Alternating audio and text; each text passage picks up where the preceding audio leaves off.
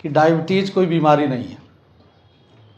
Diabetes हमारी बुरी आदतों का, जब शरीर में संतुलन बिगड़ जाता है, बुरी आदतों के कारण हमारे मेटाबॉलिज्म को प्रभावित हो जाता है, तो उसमें उसके कारण जो हम अपने खान पान की पद्धति को नहीं सुधार पाते, तो उसके कारण हमारा शुगर लेवल बढ़ जाता है या स्ट्रेस से बढ़ जाता है। हम खुश नहीं रहते। ऐसा नहीं कि केवल खाने से हो जाता है, हम लोग खुश नहीं रहते। खुश ना होने के कारण भी सभी प्रकार की बीमारियां हैं। तो ये दवाई पे बात कर रहे हैं, मैं आपके व्यवहार की बात करूंगा। आज इस पुस्तक the new concept of diabetes का विमोचन संपन्न हुआ।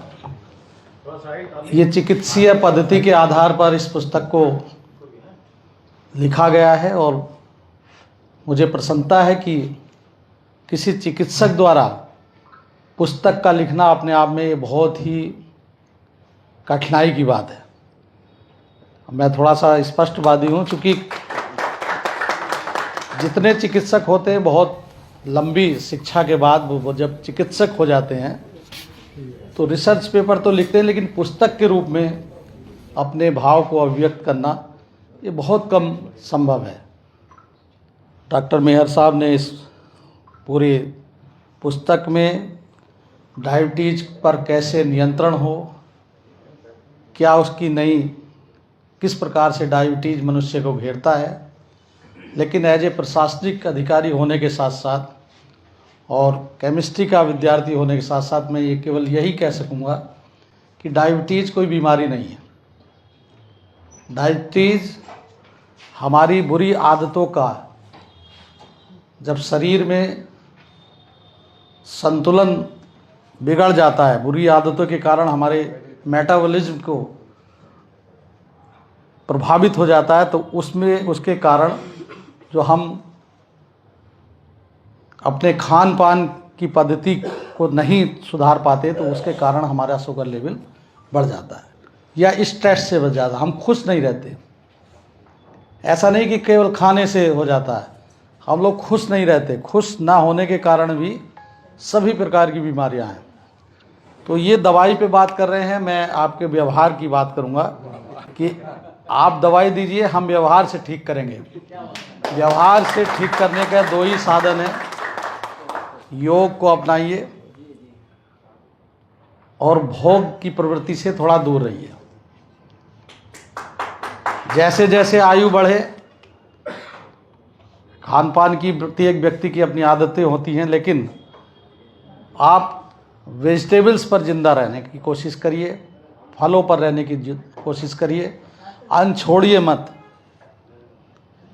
क्योंकि अगर अन्न, कुछ लोग पूरा अन्न छोड़ देते हैं, वो अलग अलग विषय है।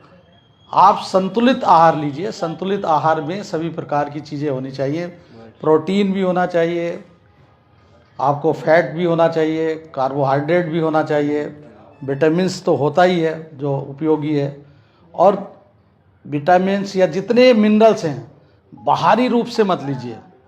जो भोजन के माध्यम से आप ले सकते हैं उनको ग्रहण करिए।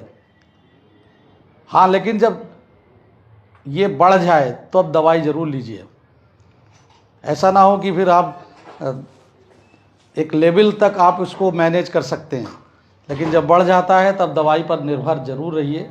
ऐसा ना हो कि आप दवाई भी छोड़ दें और अपनी खान पान की पद्धति को भी ठीक ना कर पाए, फिर दोनों का बुरा असर पड़ सकता है। इसलिए ये पुस्तक को मैं अभी अध्ययन भी करूँगा और आपको इसके पर जो अच्छा लगेगा मुझे वो ज़रूर सुझाव दूँगा।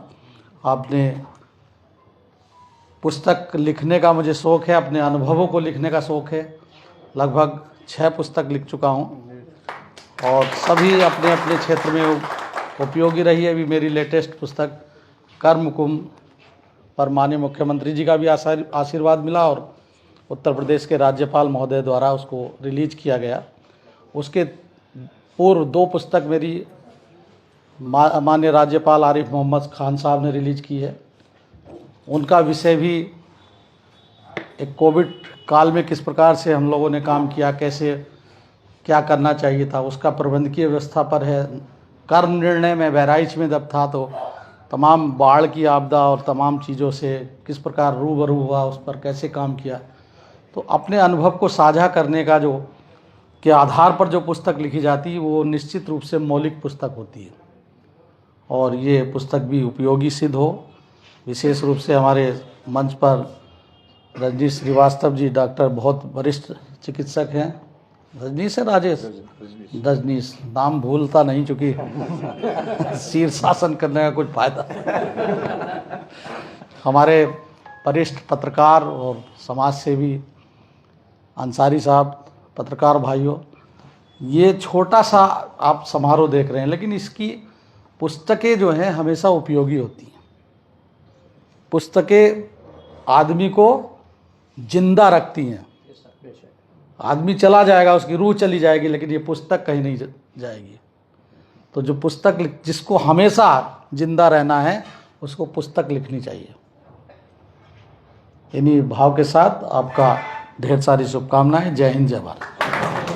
डॉक्टर साहब, आज जिलाधिकारी ने आपकी पुस्तक का विमोचन किया है, क्या कुछ जानकारी है पुस्तक में, क्या कितना महत्वपूर्ण है? देखिए, जहाँ तक जिलाधिकारी जी का सवाल है, तो जब ये शुरू जौनपुर में सेंट पैट्रिक स्कूल का एनुअल फंक्शन हुआ था तो उन्होंने एक बुक हमें प्रेजेंट की थी।